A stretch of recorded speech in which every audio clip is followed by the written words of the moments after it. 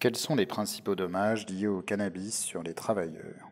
Alors, d'un point de vue général, il faut considérer les dommages aigus et les dommages d'utilisation chronique du cannabis.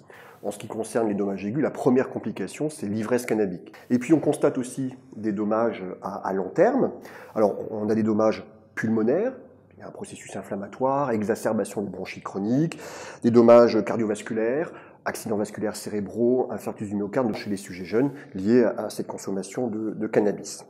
Autre élément à prendre en compte, il peut y avoir des altérations des troubles du sommeil. S'il y a un délai d'endormissement qui est rapide, le sommeil n'est pas jugé réparateur pour l'individu. Et puis enfin, les troubles cognitifs, qui sont essentiellement des troubles de l'attention, des troubles de la capacité de l'apprentissage, par exemple, la coordination. Et donc ces troubles cognitifs, naturellement, sont plus importants, d'autant plus que la consommation est précoce. Et on va pouvoir avoir aussi une réversibilité de ces troubles à l'arrêt de la consommation. Même si certains troubles, on peut rester une quinzaine de jours. Il peut y avoir effectivement différents effets chez le travailleur. En premier lieu, une démotivation, un désintérêt professionnel. Par la suite, il peut y avoir aussi un isolement et puis une dégradation des relations sociales, des absences répétées, des fautes professionnelles, des accidents de travail, accidents de trajet. Donc, des études ont montré que la conduite sous l'emprise du cannabis multipliait par 1,8 le risque d'être responsable d'un accident routier mortel. Et ce risque est multiplié par 14 en cas d'association alcool-cannabis. Comment est abordée la question de la consommation de cannabis en entreprise? L'employeur dispose d'un arsenal juridique, d'outils juridiques qui lui permettent d'évoquer au sein de son entreprise les conduites, les pratiques addictives et notamment les conduites liées à la consommation de cannabis. Parmi ces outils, l'outil principal reste le règlement intérieur qui spécifie les modalités de repérage, qui dépiste, comment, dans quelles conditions. Autre document extrêmement important qui est le document unique d'évaluation des risques qui permet finalement de faire une liste complète de l'ensemble des risques psychosociaux, physiques au sein de l'entreprise. Le service de santé au travail est au cœur du dispositif de prévention et assure le rôle de conseiller de l'employeur, des salariés, des instances représentatives du personnel et plus récemment des services sociaux. Le service de santé au travail assure également le suivi médical des salariés dans le champ aussi des addictions. L'équipe pluridisciplinaire de santé au travail a pour objectif justement de repérer les conduites à risque, notamment celles par rapport au cannabis. Et la première chose, c'est aborder la question. C'est qu'elle se soit dans le cadre d'un entretien sur des postes dits à risque ou de sécurité, mais pour finalement tout entretien de santé au travail, aborder l'ensemble des conduites addictives et notamment le cannabis, la consommation de cannabis est extrêmement importante. Alors, à cela, vous pouvez avoir des questionnaires comme le questionnaire CAST par exemple, qui permettent de définir s'il y a un critère de gravité dans cette consommation. Ensuite, il y a un outil d'intervention qu'on appelle l'intervention brève, qui est un outil qui permet finalement, lorsqu'on pose la question, de proposer des éléments opérants et effectifs pour permettre aux salariés de modifier sa consommation. L'interrogatoire au cours de la visite médicale permet dans un premier temps de recueillir le niveau de consommation du travailleur, d'évaluer son impact en termes à la fois de santé mais aussi de sécurité pour le salarié mais aussi pour les tiers, de conseiller le salarié sur son usage et délivrer une intervention brève ou orienter le salarié vers une prise en charge spécialisée en addictologie et d'évaluer le lien entre le travail et la consommation, puisqu'on sait qu'un certain nombre de facteurs professionnels, notamment le stress, les exigences du travail, le rythme de travail, mais plus globalement les risques psychosociaux, les contraintes physiques, les troubles musculo-squelettiques, peuvent avoir un impact sur la consommation. Et enfin, le médecin du travail va aussi avoir un rôle sur les aménagements de postes de travail qui peuvent être proposés aux salariés, voire ça peut aller jusqu'au reclassement,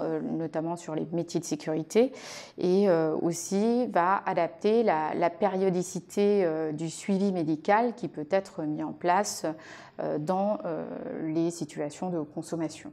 Le médecin du travail peut être sollicité lorsqu'il y a un trouble du comportement et le diagnostic sera porté par le médecin du travail à ce moment-là et prescrira les examens nécessaires pour évaluer la situation.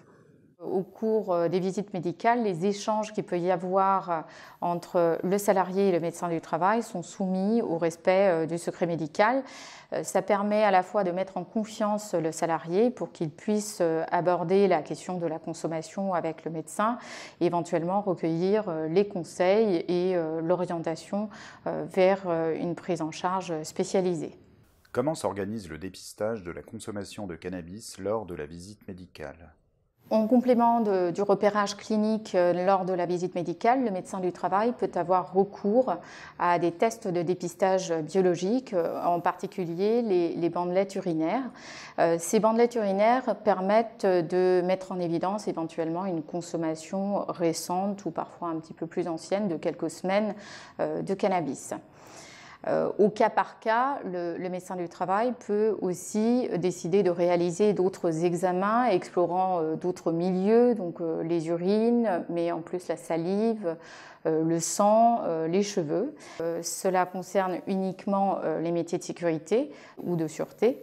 Et puis, en cas de dépistage positif, les salariés sont relevés de leurs fonctions de sécurité ou sont en inaptitude temporaire à leur travail. Et en attendant, une prise en charge spécialisée est organisée pour leur accompagnement et un suivi médical peut être instauré aussi au sein du service de santé au travail. L'employeur n'a pas à demander au médecin de travail d'effectuer des tests.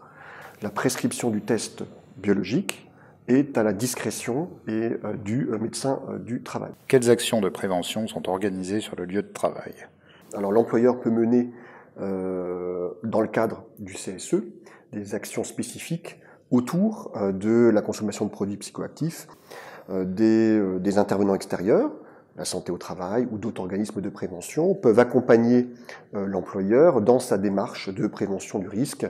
Ça peut être la formation de personnes référentes, ça peut être l'intervention du médecin du travail via une campagne de sensibilisation, affichage, circuit réseau interne via Internet, l'intranet par exemple. Plein d'outils sont à disposition du médecin du travail et de l'employeur pour permettre finalement de diffuser des messages de prévention au sein de l'entreprise. Quelle est la politique de prévention de la consommation de cannabis menée à la RATP ?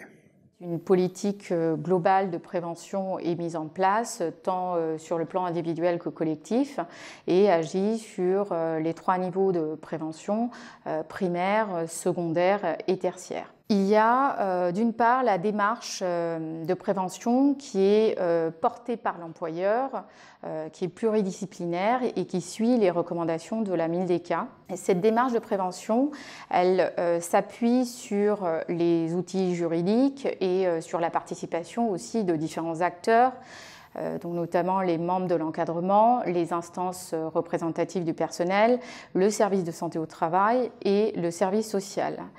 L'objectif de la démarche de prévention collective est d'informer de façon interactive et dynamique les salariés sur les risques pour leur santé, la sécurité aussi, le rôle des différents acteurs de l'entreprise, la réglementation en vigueur, le règlement intérieur et également l'organisation et la prise en charge face à un salarié qui est dans l'incapacité d'exercer son travail en toute sécurité, et enfin sur les ressources aussi mobilisables à la fois en interne mais aussi externes pour la prise en charge.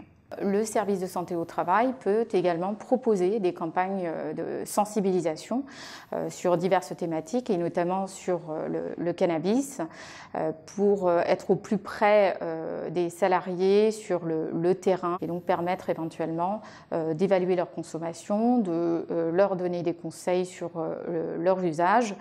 Sur quels outils, structures et ressources peut s'appuyer le médecin du travail concernant la consommation de cannabis ? Parmi les ressources, le médecin du travail ou l'employeur peut consulter des sites institutionnels. Vous avez Drogue Info Service, pour l'aspect statistique, l'OFDT, Santé publique France également pour des aspects statistiques.